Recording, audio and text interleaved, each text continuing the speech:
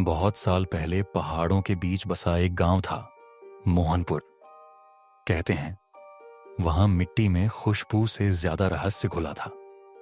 शाम ढलते ही ठंडी हवाओं के संग पुराने राजकानों में फुसफुसाते थे, मानो पूरा गांव कोई भूली हुई कहानी चुपचाप छुपा रहा हो। उसी गांव में रहता था एक लड़का, राजा।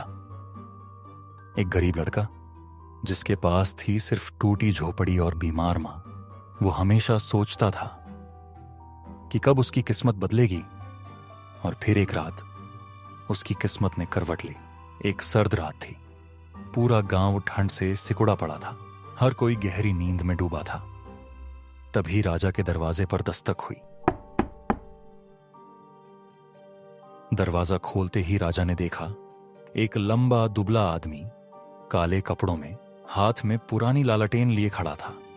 उसने धीमे से कहा, मैं तेरे पिता का पुराना दोस्त हूं, ले, यही वो चीज है जिसकी तुझे तलाश थी।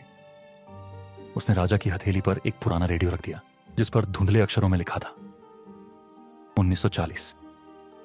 राजा ने चौंक कर पूछा, यह क्या है? अजनबी हल्की मुस्कान के साथ बोला, इसे चला और वो सच सुन जो कोई नहीं सुन सकता। इतना कहकर वो कोहरे में ऐसे गायब हुआ जैसे कभी आया ही ना हो। राजा को उस अजनबी की बात पर भरोसा नहीं हुआ। लेकिन उसी रात जब वो गहरी नींद में था, कमरे में फैले अंधेरे में अचानक वो पुराना रेडियो खुद ब खुद बजने लगा। पहले राजा ने अनसुना किया, लेकिन आवाजें तेज होती गईं। परेशान होकर राजा उठा, रेडियो के पास गया और उसका बटन घुमा दिया। तभी रेडियो से एक गूंजती हुई रहस्यमयी आवाज आई, मैं तुझे वो बातें सुना सकता हूं जो इस दुनिया से परे हैं, वो सच जो कोई नहीं जान सकता। फिर रेडियो ने बताया, गांव का लालची हलवाई अपने दुकान के गोदाम में सोने के सिक्के छुपाकर रखा है। राजा का मन डगमगाया। उसे लगा ये चोरी है, लेकिन उसकी गरीबी ने उसके जमीर को हरा दिया। रात के अंधेरे में वो चुपचाप हलवाई के गोदाम में गया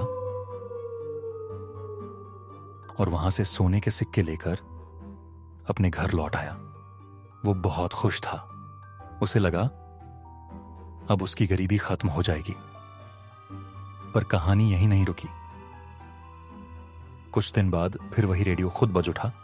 इस बार आवाज आई, गांव के बाहर जो बेकार पड़ी सस्ती जमीन है, वहां जल्द ही एक बड़ा कारखाना बनेगा, उसकी कीमत आसमान छू जाएगी।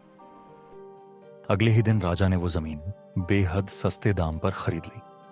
गांव के लोग हंसते रहे, गरीब राजा के पास इतने पैसे कहां से आ गए। लेकिन महीनों बाद वही जमीन एक बड़े अमीर आदमी ने बहुत ऊंचे दाम में राजा से खरीद ली। बस यहीं से राजा की किस्मत बदलने लगी। उस रहस्यमयी रेडियो ने उसे ऐसी बातें बताईं जिससे वो धीरे धीरे अमीर बनता गया। पर किसी को सच्चाई नहीं पता थी।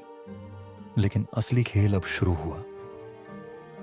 राजा के पास अब सब कुछ था, दौलत, जमीन, इज्जत।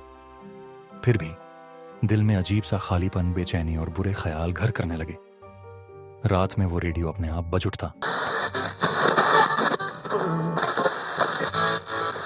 उससे ऐसी डरावनी आवाजें आती जो मानो सीधा राजा के दिमाग में गूंजती थीं। अनचाही फुसफुसाहटें, भयानक हंसी, किसी की सिसकियां।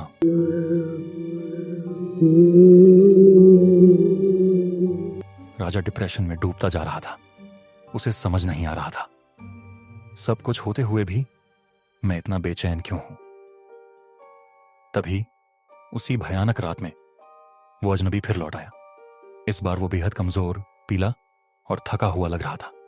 आंखों के नीचे गहरे काले गड्ढे, जैसे बरसों की नींद गायब हो। राजा ने उसे रोक लिया।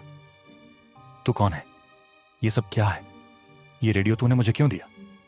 अजनबी हल्की हंसी हंसा और बोला, ये कोई आम रेडियो नहीं, ये शापित है। ये इंसान की सबसे बड़ी कमजोरी पकड़ता है, फिर उसकी हर ख्वाहिश पूरी करता है। और जब इंसान अंदर से लालच और बुराई से भर जाता है, तब ये सब कुछ छीन लेता है। राजा स्तब्ध खड़ा रह गया। अजनबी बोला, ये रेडियो कभी तेरे पिता का था। जब वो इस श्राप में फंसा तो इससे पीछा छुड़ाने के लिए उसने ये मुझे दे दिया। और श्राप मुझ पर आ गया। अब मैंने वही किया। ये रेडियो तुझे देकर मैंने ये बोझ तुझ पर डाल दिया। मैं भी लालच में सब कुछ खो बैठा, परिवार, दोस्त, सब। और ये रेडियो मैंने तुझ पर थोप दिया ताकि मेरी मुक्ति हो सके। इतना कहकर अजनबी फिर कोहरे में गुम हो गया। राजा पूरी रात बेचैन रहा। अब इस शाप से कैसे निकला जाए?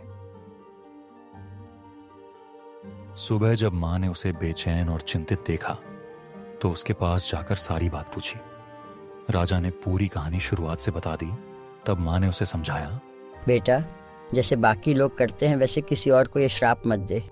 गांव के बाहर बाबा के पास जा, वही रास्ता बताएंगे।